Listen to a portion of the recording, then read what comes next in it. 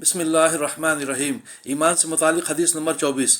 हज़रत अनस बिन मालिक रज़ी अल्लाह अन्हु रवायत करते हैं कि रसूलुल्लाह सल्लल्लाहु अलैहि वसल्लम ने इरशाद फरमाया, जिस शख्स ने मुझे देखा और मुझ पर ईमान लाया उसको तो एक बार मुबारकबाद, और जिसने मुझे नहीं देखा और मुझ पर ईमान लाया उसको 7 बार मुबारकबाद।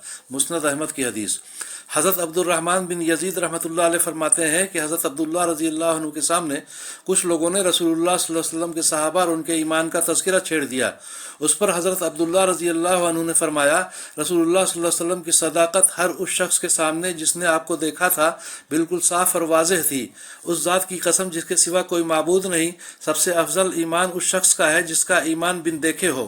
फिर उसके सबूत में उन्होंने ये आयत पढ़ी, अलिफ लाम मीम ज़ालिकल किताबु ला रैब फ़ीही से लेके युमिनूना बिल गैब तक। तर्जुमा, अलिफ लाम मीम ये किताब है, इसमें कोई शक व शुबा नहीं, मुत्तकियों के लिए हिदायत है जो गैब पर ईमान रखते हैं। मुस्तदरक हाकिम की हदीस।